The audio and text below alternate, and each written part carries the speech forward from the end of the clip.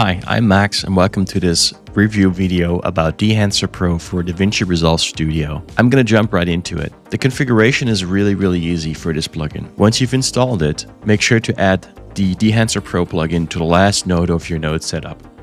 What I usually do is I set my color space transformation on the second node, make sure that I get all the settings of my footage from my camera. In this case, I work with a Sony a7S III. You will notice that Dehancer Pro will check what the source of your timeline is, and usually it recognizes this immediately as a Rec 709 because I have this set up as the output color space for the color space transformation node. Once that is done, you can actually immediately change all the settings that you like to change for your footage with the Dehancer Pro plugin. There's a lot of options to choose from, starting off with the film emulation profiles. As you can see from this list alone, there is a lot of film emulation profiles available. You can also check out their website for the list of film profiles with more details. Some of them I find very interesting to use. Some of them I find less interesting to use. Let's take a quick look at their website and their team as well. Their CEO actually used to work in one of the largest film laboratories of the former USSR. So this guy really probably knows what he's dealing with and what he's talking about and what he's working with when it comes to the actual emulation of film. So yeah, that's quite interesting in my opinion. Let's switch back to the plugin itself. So once you've set it up, as mentioned before, choose your film emulation if you want to. You can always enable or disable any effects directly here, and then you can go ahead and configure everything else. And this is another thing that I like about this plugin.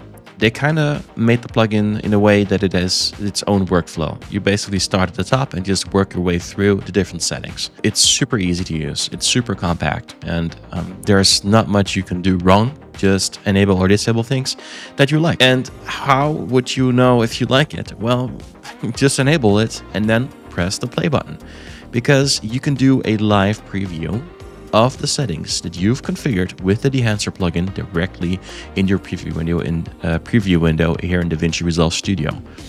The preview that I'm running here is not from a proxy media. This is the video file that comes straight from my Sony camera, which I think when you look at the performance on how this is playing is very impressive. Let's see which settings we can add here as well. So we have film grain, color head I have disabled, but I have film grain enabled. I have halation enabled. I have blue enabled. Film damage is in there as well. It's basically a full stack of settings here. Film breathing, gate weave. The overscan I have disabled because I don't really use that. It is interesting, by the way. I think it is very interesting, especially if you're using this one. But that's not something that I would use. As you can see, there's many different options you can choose from, but still it plays well. So you can monitor the results directly. You don't have to do a full rendering process before that. And in case you're wondering, let me show you what I'm working with here, what kind of a machine. As you can see, it is the Apple M2 Max. It is the 2023 MacBook Pro 16-inch.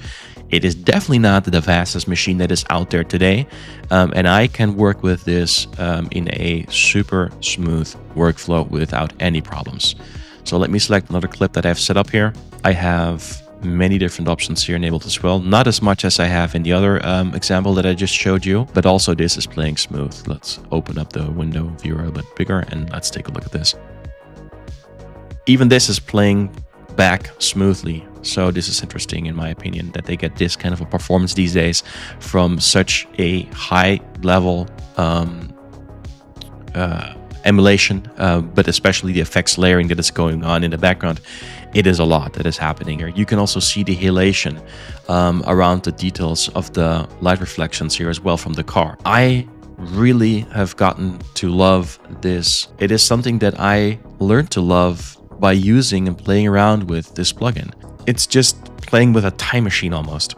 Yeah, you can make the footage look completely different in a very interesting way, in my opinion. And that is something I have not seen before.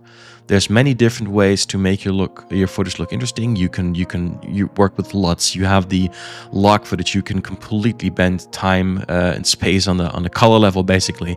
But having the Dehancer plugin as an additional tool in your toolbox for the color process, I think is fantastic. Yeah, so one other topic that I should cover is, of course, the pricing. So as many of you already know that have heard about Dehancer, know that it's not the cheapest plugin for Davinci Resolve Studio out there. Usually, plugins are not more expensive than the main piece of software that you're working with. This is something that you should keep in mind if you want to get the lifetime license. It's not cheap. It is also not meant to be used by anyone. Well, anyone can use it, but it's not for everybody. This is not a plugin for your average YouTuber that creates videos about political discussions or gaming videos or whatever. This is a plugin, and you can really see that when you go to their main homepage. They are focusing on filmmakers, people who make commercial videos, people who make Hollywood productions even. Whatever you want to call this, yeah? Impressional videos for companies and everything, like the professional stuff. This is a pro plugin, so don't underestimate the performance of this plugin, and also, of course, the price point that it comes at. This is a completely different league of plugins for Davinci Resolve. If you don't have the cash laying around, but you want to enhance your projects with Dehancer Pro, my recommendation is get the monthly subscription.